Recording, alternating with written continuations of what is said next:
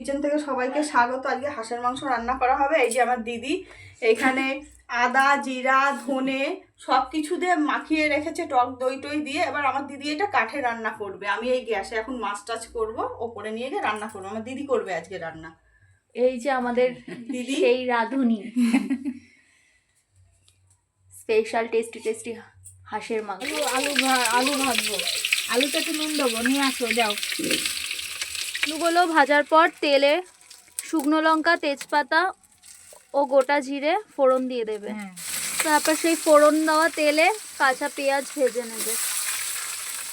ভাজা হয়ে গেলে, লাল করে ভাজা হয়ে গেছে, এবার মাংসটা, ম্যারিনেট করা মাংসটা দিয়ে দেবো। দেওয়ার পর ভালো করে কষিয়ে পরে আলু ভাজা করে রাখা সেটাও দিয়ে ভাজা করে নামানো আছে।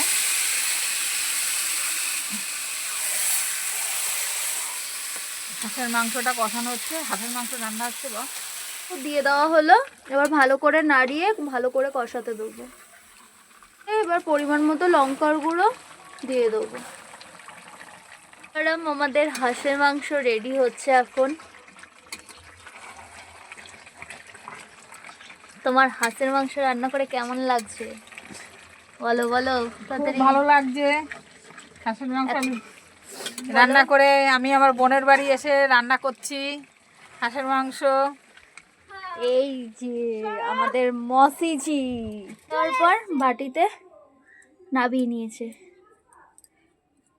এই সবাইকে খেতে দিচ্ছে। আমার ননদ এসছে, ননদের মেয়ে, আমার দিদি, ভাইয়ের ছেলে, সবাই একসাথে খেতে বসেছে ছাদে। এই যে হাঁসের মাংস কেমন হয়েছে পুরো খেয়ে বলবে। হ্যাঁ, খুব ভালো আছে। সবাইকে দাও তার সাথে মাছের টকটাও সুন্দর হয়েছে। ওইটা ঘরে করেছি, গ্যাসে রান্না করেছি। পেঁয়াজ কালি ভাজাটা এটা কেন ভাজা করেছে, মাংস হয়েছে, হাঁসের মাংস। আমরা ছাদে বসে হাঁসের মাংস তো আমার দিদি রান্না করেছে। আমি এই ঘন্টু ঘন্টু কেমন হয়েছে বলো। কেমন হয়েছে বল। হাত দিয়ে বল, এই হাত দিয়ে বল, দেখা তোর ওইটা দেখা। কেমন হয়েছে পুরো? ভালো, খুব ভালো হয়েছে। শোনো বলো, আমার ভালো হয়েছে। ওই তো মেয়ে তো খাচ্ছে আগে থাকতে। গলু চুপচাপ একটু তাকাও মা। বলু খাওয়ার সময় কথা বলে না। ভালো হয়েছে মা। আচ্ছা, ভালো হয়েছে। হ্যাঁ, ও খাবে না জিজ্ঞেস করো। মা তুই খাবি তো? আমার মেয়ে এখনো ঠাকুর দিচ্ছে, ওই যে ঠাকুর ঘরে এখনো হয়নি ঠাকুর মাছের দিয়া। টকটা খুব সুন্দর হয়েছে। আলু দিয়ে পিকনিক হচ্ছে, কাঁচা টমেটো দিয়ে পেঁয়াজ দিয়ে চচ্চড়ি করেছে মাছের টকটা। এই শোনো পেঁয়াজ দেন কি মা।